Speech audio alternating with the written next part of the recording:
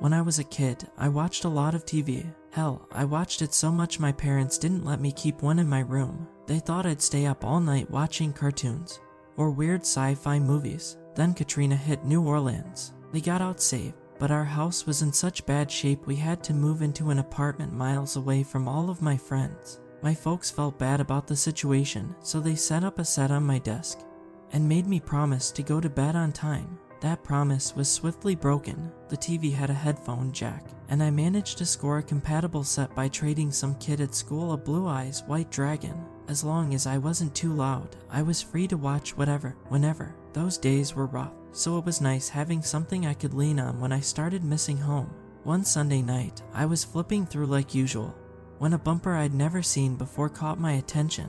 The bumper faded in on an image of a clown dressed entirely in black sitting on a stool in the middle of an empty white room. I know what you're probably picturing, but she wasn't scary at all. In fact, there was something inviting about her. Curious, I put down the remote and settled in to see what would happen. The clown pulled out a pocket watch and showed it to the camera. The second the hands hit 11 o'clock, the tip of her mouth ticked up into a gentle smirk. She put the watch away and said, "It's 11 o'clock, kiddies. You should be in bed, but since you're not, welcome to the Crossing Hour. We have some new viewers tuning in tonight, so let me give you a quick rundown." She looked around and motioned for the camera to come closer. The camera zoomed in until the clown's face filled the screen. I noticed her irises were yellow. She winked and I blushed. I felt like I'd been caught doing something embarrassing. "I'm your host, Reagan Sorrows," the clown said. "Here's how this works. 11 to midnight, everything's spooky fun and games. Midnight to 1, we cross over to something much scarier. Younger viewers should probably switch off once we shift to the black room. That means you, hon." The camera pulled out just enough to catch Reagan pointing at the screen.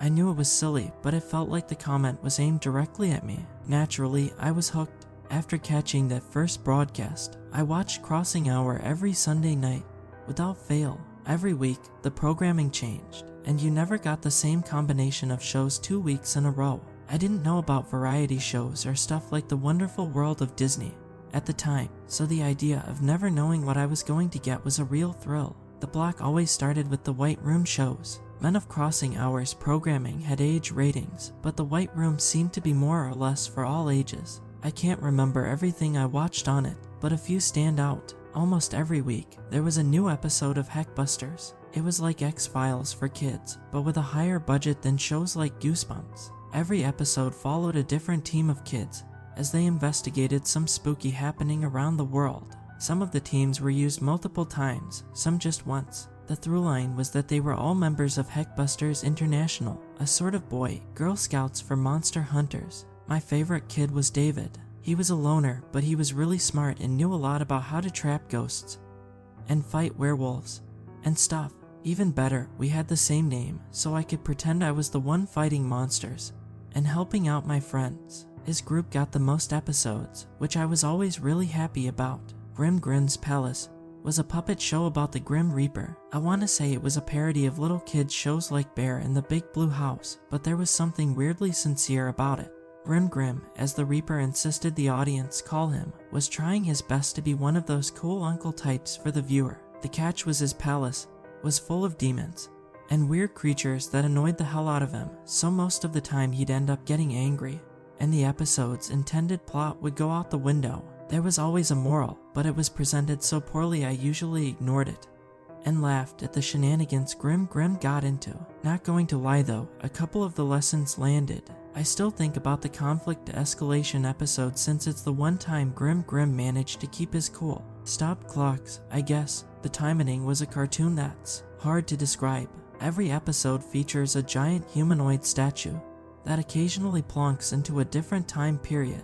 A crowd would gather around the statue and debate what it was before the statue stood up and started to walk around. What followed was usually some sort of trippy chase scene involving the statue transporting people through time and space on a whim. At the time, I couldn't wrap my head around it. I think if I watched it now I'd like it more. Some of the visuals were pretty out there. Tony's Rat Time Kitchen only ran once. As you might expect, it was a cooking show starring a giant rat named Tony. It played out like a regular cooking show, but all of the ingredients were moldy and rotten. There wasn't any music, and it didn't seem like Tony had an audience, but he kept acting like he did for some reason. It didn't help that Tony was kind of disturbing. The way he moved wasn't right. He was too fluid to be a puppet, but the proportions were so stretched out he couldn't have been a guy in a suit either. His eyes were constantly moving too, never settling on one thing. He was so manic it was like he was drugged or something. At the end of the program, Tony took a bite out of his nasty-looking pizza, moaned with pleasure, and said he'd get me to try his food one day. It was so creepy Reagan actually apologized for it the week after it aired. That bastard rat has starred in many of my nightmares. Still can't watch cooking shows because of him. Wally's Funhouse was weird because it seemed out of place on a midnight block. It was a kid's show about these 3 bulbous mascots named Lolly, Lule, and Lo that bounced around and learned how to share, or whatever. I was a bit too old for it, but it was nice background noise while I caught up on comics or doodled. Every episode, the mascots sat down and told the viewer how much they cared about them and how great a friend they were. For some reason, I always caught myself saying it back. Dumb show, but charming, saving the best for last. My favorite show was Radiant Retribution. The concept was this angelic robot superhero guy rescued kids in trouble by beating the hell out of demons. Think Bible Man, but replace the title character with the Doom Slayer and make the villains actual threats. Nostalgia could be coloring my perception, but the special effects were some of the best I've ever seen. Lots of massive puppets and intricate suits that looked so good I swore the monsters were real. For some reason they didn't play it much. If I had to guess, it was probably because it was way too expensive to run it every week. The one weird thing about it was every episode would end with Regal talking to the viewer about how to protect themselves during spiritual warfare. Always pray before bed, don't make deals with ghosts, even if they seem friendly, use salt to deter spirits, etc. It wasn't bad advice, necessarily, just seemed a bit esoteric for a kid's show. I still think about this one, wish I could find it online. One of the best things about the block was there were never any commercials. Instead, Reagan would talk to the viewer between the shows. If Mr. Rogers was your lovable grandpa, Reagan was your cool aunt who'd let you watch R-rated movies and sneak you a sip of her beer. She told a lot of funny stories and occasionally read viewers' letters. I tried writing to her once, but I couldn't send it because for some reason they never showed a mailing address. I guess in hindsight the letters could have been fake, but I like to believe they were real. I'd usually turn off the TV and go to bed when the White Room programming was over, but occasionally I'd stay up to see what happened in the Black Room. When the White Room shows ended, Reagan would say goodnight to the kids watching, wait a moment, and snap her fingers. The color would then bleed out of her clothes and into the room, staining it an unnaturally dark black. Reagan, now dressed in white, would then introduce the night's programs. Even as a child, the symbolism was about as subtle as a brick to the face, but it was a cool effect. When Reagan was in the Black Room, her personality shifted. She was still playful, but in a more bitter way. She never crossed over into being a jerk, but she'd tease the viewer for watching such horrifying content and taunt people who were trying to record the block. I never figured out how to tape shows for later, so I'm not sure if it was actually possible to tape CrossingOver or not. That said, her stories of television sets catching fire turned me off trying anything. I didn't watch the Black Room very often because most of the shows were too freaky for me. That said, I recall the ones I caught in my braver moments. Stola's Round Table was a recurring segment that played every couple of weeks. They'd usually show it first, so it was the Black Room show I caught the most. In it, a man wearing a suit, gloves, and an owl mask sat in the middle of a nicely decorated study and talked about current events, news stories, science, that kind of thing. He had a chair, but for some reason he was always sitting in the middle of a white circle. Usually he was alone, but sometimes he invited guests on. All of his guests also wore animal masks and sat in white circles. I thought his show was boring most of the time, but I liked what he did whenever a guest said something he didn't agree with. He'd always cut them off by saying the word drivel in a low voice. Stolas would let the silence sink in for a moment, then he'd continue on as if nothing had happened. Guests almost always kept their answers to a short yes or no after that. In retrospect, most of Stola's guests seemed to be afraid of him. Pretty creepy setup for what ultimately amounted to a talk show. Cletus Cunningham's Chambori was shot in what appeared to be a flooded basement.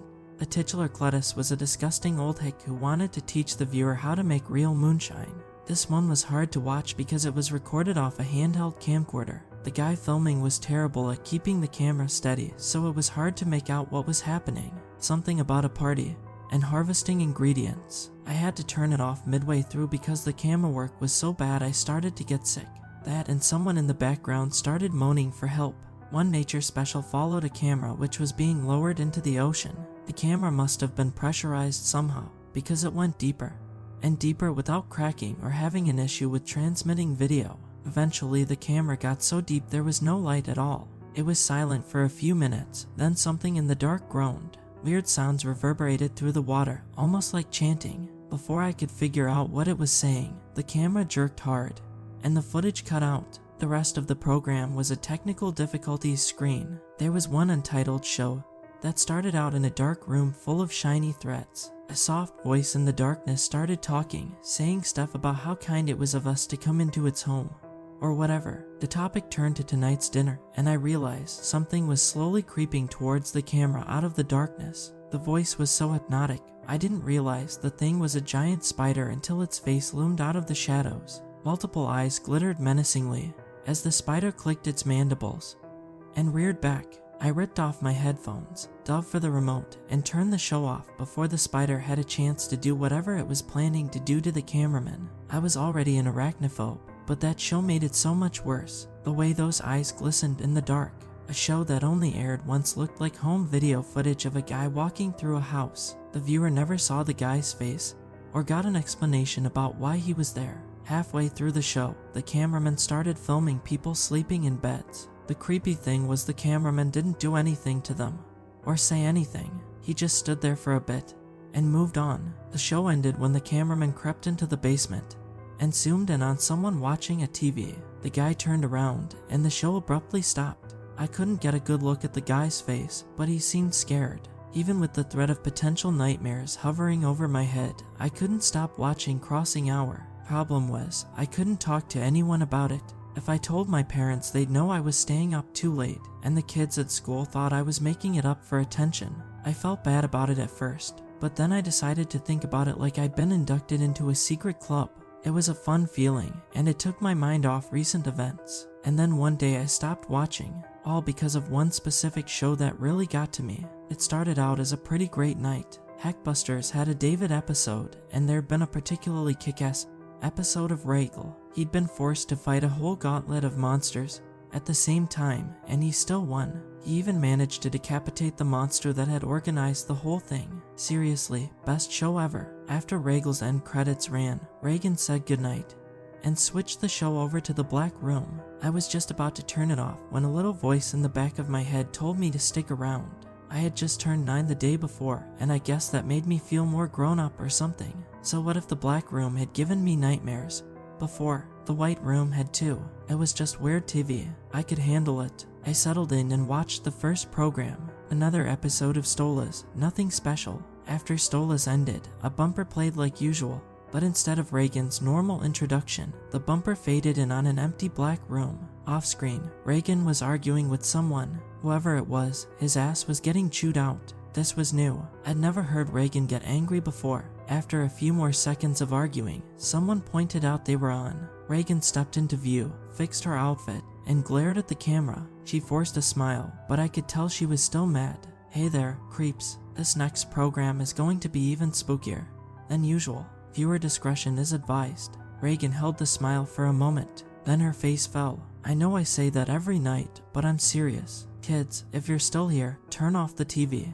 Now, naturally, Reagan's pleading had the opposite effect. The black room was disturbing. As a rule, if Reagan was begging viewers to switch off, something crazy was about to happen. Turning the TV off wasn't an option. I had to see this for myself. As for the rest of you sickos, let's start the show, but have your remotes ready just in case. And if it talks to you directly, don't. Reagan's face flickered out, replaced by static.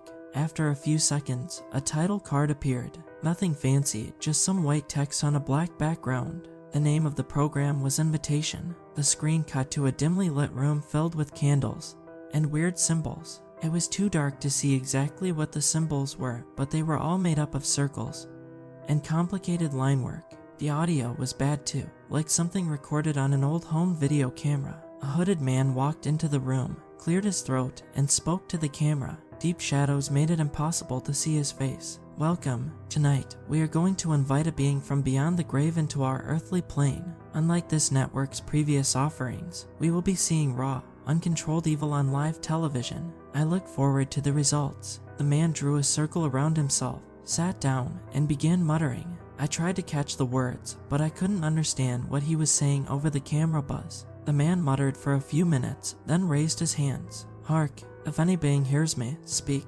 Speak and be known. Nothing happened. I laughed. All that build-up for nothing. The man shouted again, trying to get a response. Still nothing. He stood and raged. Damned spirits, I demand you listen to. The man screamed. I looked at his feet and noticed in his haste, he'd stepped slightly out of the circle. Every inch of flesh outside the circle had been crushed flat. The man barely registered what had happened to him before his foot began moving further out of the circle. He tried to pull it back, but something was preventing him. He screamed in pain as whatever held him slowly dragged him out of safety. Seemingly prepared for this, the man pulled a knife out of his robes and prepared to sever his leg.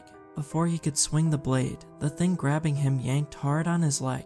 The man yelped and fell to the ground, now more than halfway out of the circle. The knife had fallen out of his reach. The invisible creature resumed, slowly pulling the man out of his protective charm. No, I'm sorry, the man screamed as he attempted to claw his way back to safety. I spoke out of turn. I am a loyal servant. I am your beloved servant. By this point, the man was completely outside the protective boundary. His hood had fallen off, revealing several tattoos on his face. He looked scared. Whatever was in the room with him forced him to stand. He tried to run back to the circle, but the invisible creature pushed him away. I leaned into the TV, absorbed by what I was seeing. The man stood there. For a moment, nothing happened. Tears ran from his eyes as he looked around for any sign of his tormentor. I'll make a sacrifice. Anything you want. Just don't. That was when his body crumpled like a tin can. I recoiled back in shock.